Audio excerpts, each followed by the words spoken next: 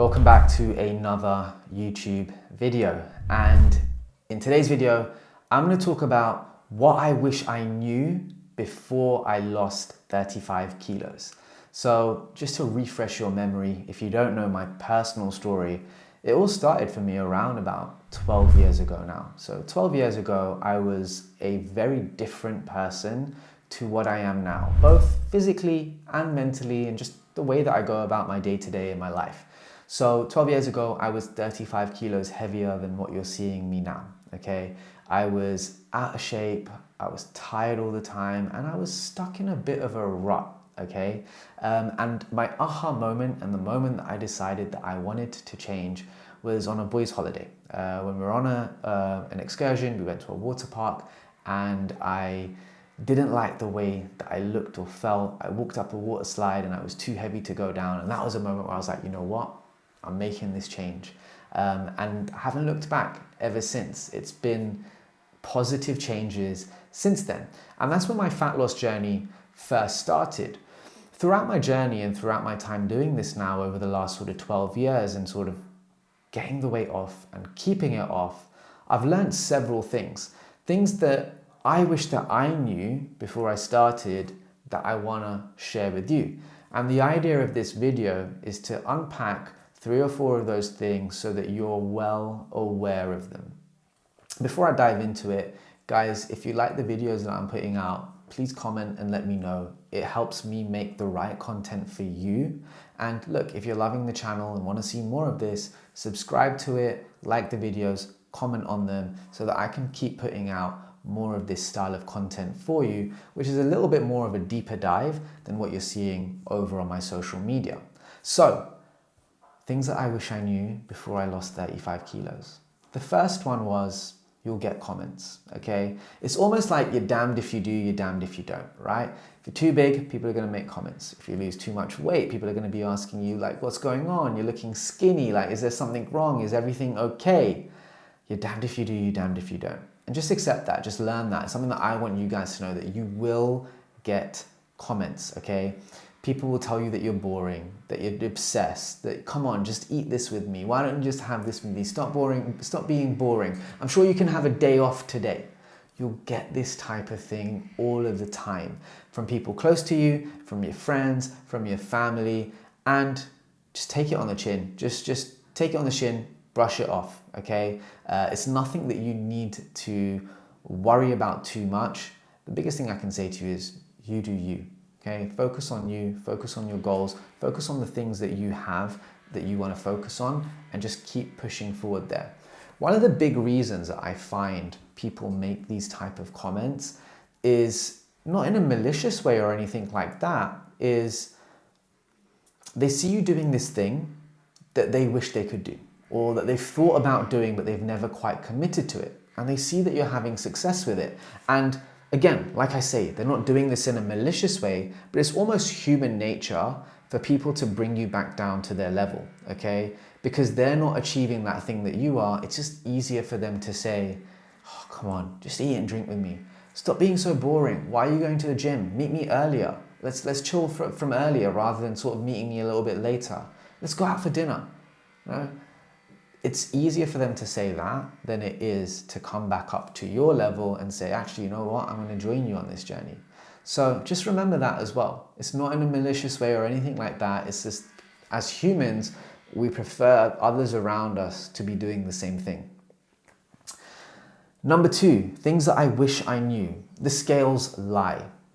I kind of mean that loosely. The scales don't lie ultimately, because they are a good measure if you're on the right track, and at the end of the day, if you're losing, you're losing, right? It's going to show on the scales.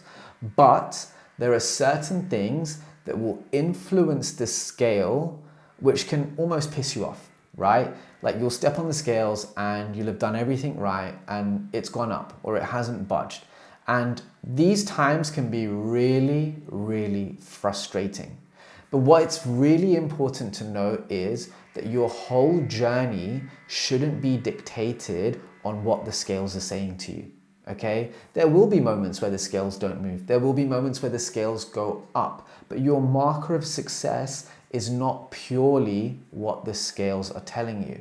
In fact, if your marker of success is purely on what the scales are telling you day in, day out, and you're expecting drop after drop after drop after drop every single day, it's one way to get yourself miserable with the whole process that you're on, okay? Instead, your marker of progress is how successful was I the day before? Did I get my training in? Did I do the steps that I wanted to do? Did I go out for that fresh air? Did I eat portions of fruit and veg? Did I eat protein? Did I stay within my calories? Was it an all-round successful day? That should be your marker of success. That should be what you focus on throughout your journey to ensure that you're staying on track, not whether the scale read one way or another in the morning, okay? And going on from that, why do the scales fluctuate? What gives? So let me just tell you some best practices over here. So number one, best practice for measuring on the scales, I would say, is take a daily weighing or multiple time per week weigh-in and then take an average. What we actually want to do is compare averages of weeks versus another week rather than just looking at those day-to-day fluctuations and changes, okay? This tells us a far better, it gives us a far better image and outline of how your journey is going. So you want to focus on that, okay? Daily or multiple times per week weigh-ins. Now, let's say your weight does fluctuate. Why? Okay, it could be for a number of reasons. I'm just going to list them off for you so you're more informed about them. Number one, it could be that you just need to do a wee or a poo. Go to the toilet, essentially, okay? It could just be that you're holding on to a little bit more in your sort of digestive system that you need to let go of. Number two is you could have had a later meal than you usually would have had. So if you're someone that eats at like 5, 6 p.m. usually, but now you've eaten at like 8, 9 p.m., that could have an influence. You fully haven't digested. There's still food in your digestive system, food volume there, okay? Number three, you've had a carbier or saltier meal than you would usually. So let's say, for example, you go out the night before to a restaurant, it's Italian food, and you've had a pizza or pasta. It's all within your calories, you've measured it, you've taken the correct precautions throughout the day to make sure that you're not overindulging to make way for this meal. But the carb content of that meal is going to cause you to retain a little bit of water, which will then mean that you show up heavier temporarily on the scales for the next day or two. And that's all it is. Again, if you've stuck by your guns and you've done everything that you need to do, you've stayed within your calories, you've had a good amount of fruit and veg, you've hit your steps, you've done your training, you've drank your water, that is just a temporary fluctuation. And again, that fluctuation is not a marker of your progress. It's actually if you've been ticking all of those boxes there. Other things that could influence it are things like lack of sleep. That can cause you to retain a little bit of water and show up on the scale a little bit heavier. If you're a woman, it could be things like your hormones and your time of month that have an influence on what the scale is saying. And finally, it could be something like having a heavy training day the day before. You might just be a little bit more inflamed. So when you're going through recovery, you might show up a little bit heavier on the scale. So that was point number two, things I wish I knew. The scales can often tell lies, and that shouldn't be your sole marker of progress. Number three, thing that I wish I knew, motivation does disappear. Look, when you're starting a journey and it's fresh and new, you're bright and bushy-tailed. You're motivated, you're ready and raring to go, and you're doing amazing. But eventually you will have your days. You're human after all, okay? This motivation will dwindle out and you will have your days. And look, it's completely normal.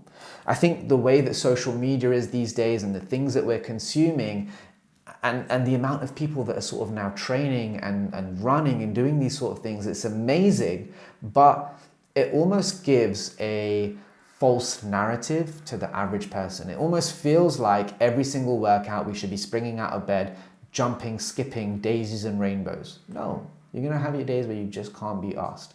But those days are most important. The workouts that are the most important are the ones that get done when you can't be motivated.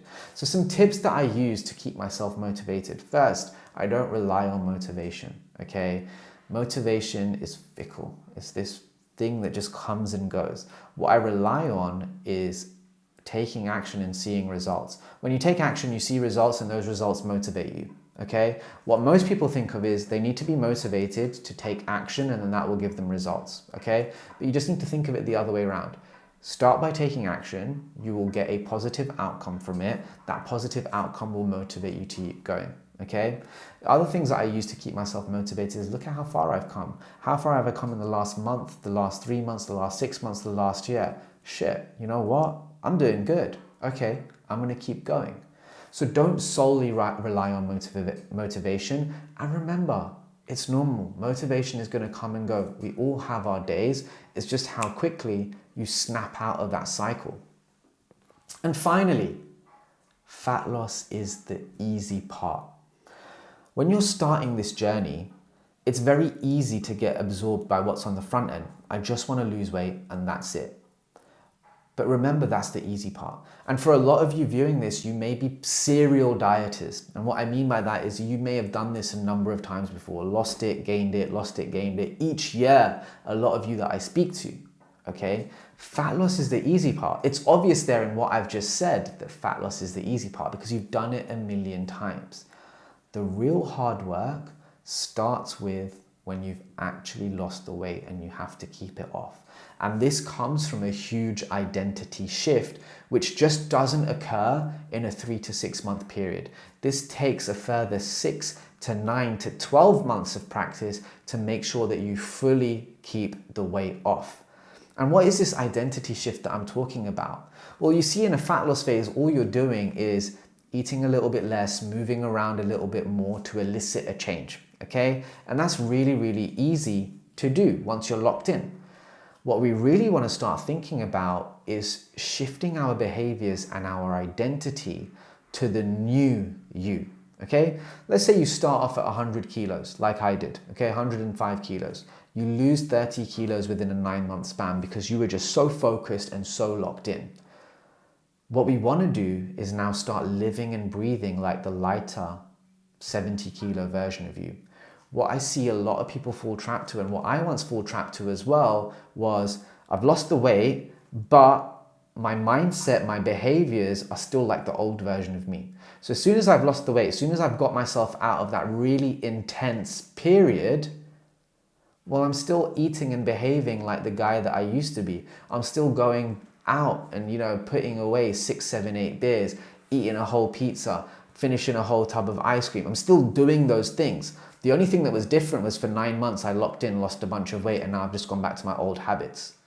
So to really make this long-lasting change, you need to shift your identity. You need to start living and breathing like the person you want to be. And that all starts in your fat loss phase. Picking up a good routine with training, making sure you're going regularly, okay? Making a good habit out of daily movement, making sure that gets done regularly. A good abundance of fruit and veg, protein, okay? These things are things that you have to carry over. And even socials, managing your socials in such a way that the new version of you would manage them, okay? Rocking up to your social events and thinking. The biggest, most powerful question that you can ask yourself when you're at a social event is, how much would the new, lighter version of me eat? Would they go back for seconds? Would they take that second slice of cheesecake? Would they have that 4th or 5th drink, or would they stop? If you ask yourself these questions, you can truly start shifting your identity and start living and breathing like the newer version of yourself. Look, I wish I had someone that told me this at the start. So look, if you're just at the beginning, take this seriously, take these pointers and use them. Thank you for listening to that YouTube video, guys. I hope you enjoyed it. If you like this style of content where it's a little bit more raw, I'm talking to the camera, let me know so that I can pump out more of this sort of stuff for you. It's just to give you a little bit more of an insight into me, my life, and sort of how we do things inside Affinity. And again, if you like that video, please comment, please subscribe, please like it. Thank you.